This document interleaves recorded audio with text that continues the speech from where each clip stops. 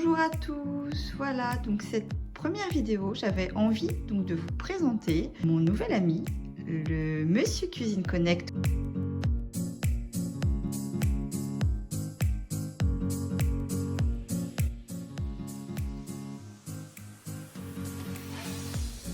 Je vais vous faire cette première petite vidéo pour vous expliquer déjà simplement les fonctionnalités, comment je le trouve, vous décrire un petit peu les accessoires, ce que j'ai déjà utilisé ou pas, et puis mes premières impressions en fait, vous dire un petit peu ce que j'ai fait et puis comment je le sens.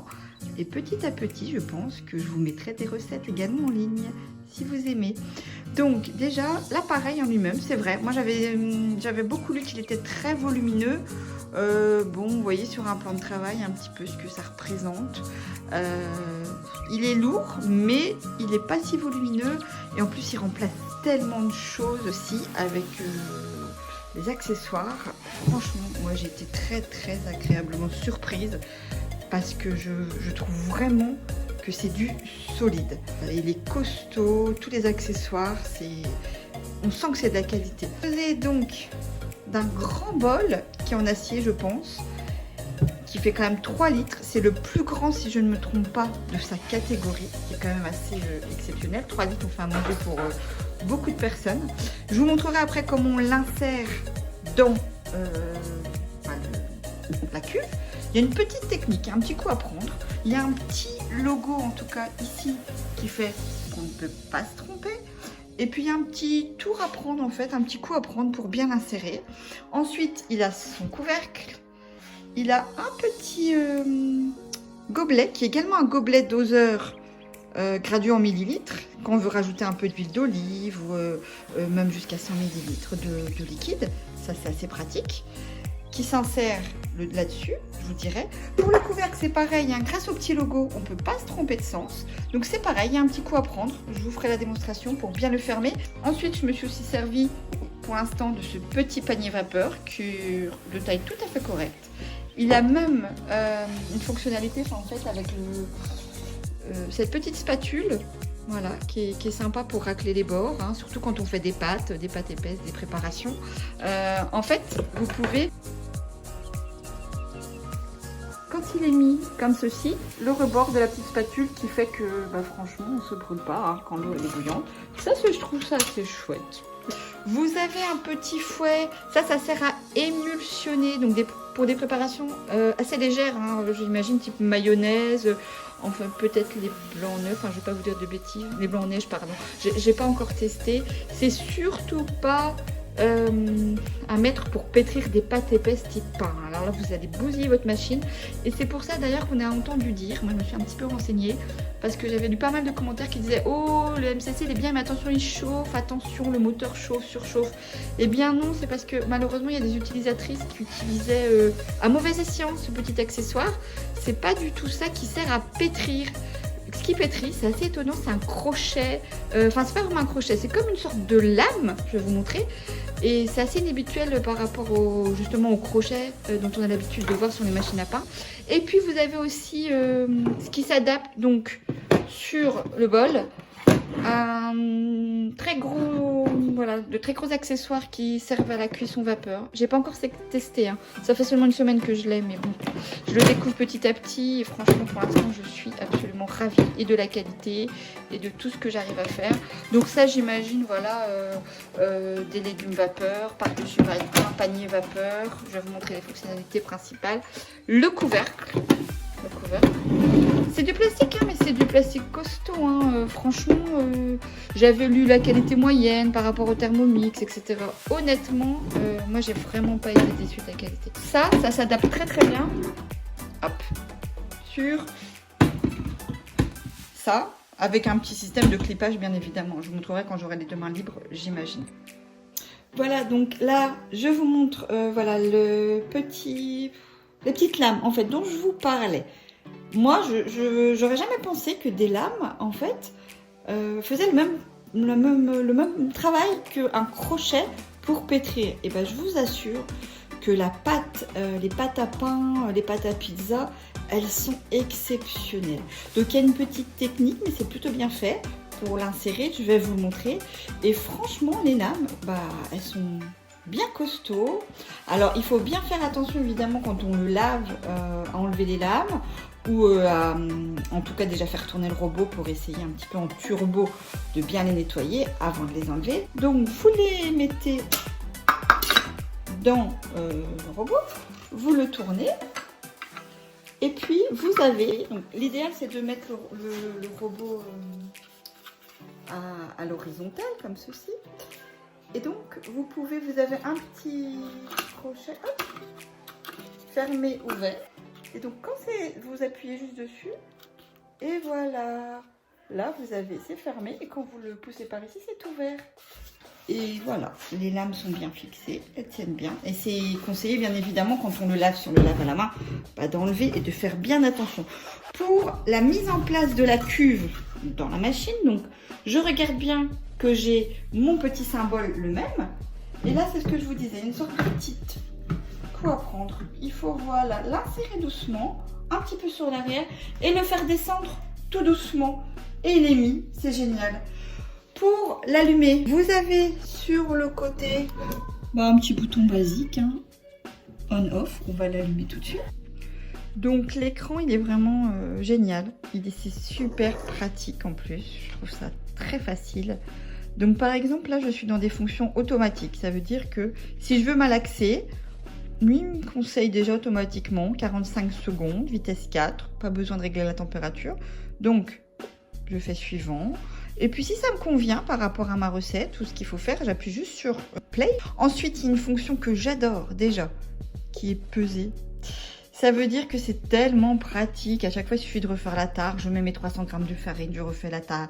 Je mets mes 180 g de sucre, je refais la tare. C'est génial. J'ai plus besoin de mon verre doseur. Hop, à la poubelle. Ensuite, on revient en arrière. Donc voilà, dans les fonctions automatiques, il y a malaxer, cuisson vapeur. Cuisson vapeur en automatique, voilà, il propose 20 minutes. Alors, pas besoin effectivement d'avoir une vitesse de rotation. Il propose 120 degrés. Et puis saisir, ça c'est pour cuire. Ok. Ensuite, par contre, on peut aussi avoir accès à ce qui s'appelle menu de base en haut à gauche. Et là, par contre, c'est moi qui vais décider, par exemple, avec des recettes que j'ai trouvées ailleurs. Il y a un super site d'ailleurs qui s'appelle Coco Mix, je vous le noterai. Et là, vous pouvez chercher tout plein de recettes à adapter par rapport au MCC. Et donc là, si je veux choisir mon temps, donc soit voilà, à la main. Donc là, voilà, les 23 minutes à la main. Oh, puis je veux régler un petit peu. Non, finalement, je voulais que 22. Donc pour être un peu plus précise, hop, 22 et même 21. J'utilise la petite molette. Ça c'est la puissance donc de mes lames, donc ça malaxe. Donc ça peut malaxer très doucement. Donc 1, 2, 3, 4. Et là ce qui est chouette aussi, c'est que si je veux que ça malaxe vite, à partir de la vitesse 5, il indique bien qu'il ne faut surtout pas utiliser le fouet, sinon vous allez bousiller votre appareil. Et voilà, quand on veut, à partir de la vitesse 5, pour moi, il ne malaxe plus, il commence à hacher. Donc forcément, ça ne se fait pas avec le petit fouet que je vous ai montré. Donc on peut bien évidemment, là comme je fais, voilà, réduire aussi avec le curseur. Donc j'adore moi tout ce qui est voilà, fonctionnalité, c'est tellement moderne. C'est à la fois tactile et puis bon, si on est moins tactile, on a les mains sales, et bien en fait on a aussi la petite molette. C'est absolument génial. Et puis la température a commencé à 37, ce que je trouve déjà correct. C'est pas, et voilà, il y a bien évidemment, hein, il y a différents robots qui proposent des gammes un petit peu plus larges.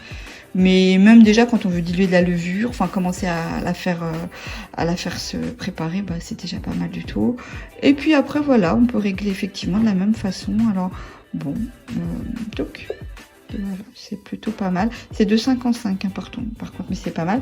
Et donc ce que je vous ai pas dit aussi, c'est que la balance, donc, voilà, là si je remets, moi ça me convient. Elle est moins précise probablement que le Thermomix parce qu'en fait elle va de 5 grammes en 5 grammes. Mais honnêtement, si on est un petit peu minutieuse, ça fait vraiment l'affaire, quoi. C'est pas une catastrophe d'avoir mis 105 grammes à la place de 100 grammes. Donc moi je trouve que c'est vraiment déjà génial. Et puis la dernière petite chose que je vais vous montrer par rapport à cet écran, c'est les recettes. Donc en fait vous avez tout un panel de recettes. Donc là, c'est ce qu'on appelle les recettes pilotées. Donc vous avez l'alphabet hein, pour vous aider. Alors, admettons, c'est un curry de poulet. Ça a l'air super chouette. Donc j'ai pas mal de petites choses. Là, je sais déjà, avant de commencer, qu'il me faut 62 minutes. Ok, ça fait à peu près 4 portions et c'est difficulté moyenne. Je peux avoir également, en appuyant ici, les éléments nutritifs. Ça peut être sympa, même si c'est pas toujours ce qu'on regarde. Ça, quand j'appuie sur le petit couteau là, et ben j'ai en fait toute la recette écrite. Ça peut permettre hein, de lire un petit peu avant ce qu'on doit faire et de voir si ça nous va. Et aussi la petite carotte là, c'est la liste des ingrédients avant de commencer. Est-ce que j'ai bien mon poulet, mes 3 gousses d'ail, je prépare tout. Je trouve ça génial. Et honnêtement, hier, pour la première fois, donc j'ai essayé ma première recette salée. J'ai fait un chili de lentilles piloté. Donc, et franchement, d'une, c'était délicieux. Et de deux, c'était tellement simple, tellement bien fait, tellement bien. Donc, génial. Hop, voilà, donc il y a un petit peu plein de... Alors, laissez pas... Il y a un petit peu de tout. On peut très bien se rechercher par ingrédients. Là, si je mets... Hop. Allez, par exemple, j'ai du poulet. J'ai du poulet, donc je vais taper poulet. Allez, blanc de poulet. Non, je vais juste taper poulet. J'ai du poulet dans le frigo. Et bien voilà, par exemple, je vais me proposer différentes recettes. Allez, qu'est-ce que je vais faire? Du poulet au citron aux herbes. Génial, ça me plaît bien. Je clique, je regarde ma liste de petits ingrédients. Est-ce que j'ai bien tout? Je vérifie, bah parfait, j'ai tout ce qu'il faut. Donc, rien qu'avec le nom d'un seul ingrédient, il peut très bien nous aider à, voilà, à trouver la recette dont on manquait. On ne savait pas trop, c'est génial. Donc, voilà, voilà les principales choses que je peux vous dire sur mon MCC par rapport à l'écran, à ses fonctionnalités. Puisque là, ça fait une semaine que j'utilise. À mon avis, je vais encore vous dire beaucoup de choses par la suite. Et puis là, je vais donc vous montrer comment on le ferme, les petites astuces pour le fermer, l'utilisation du petit gobelet doseur.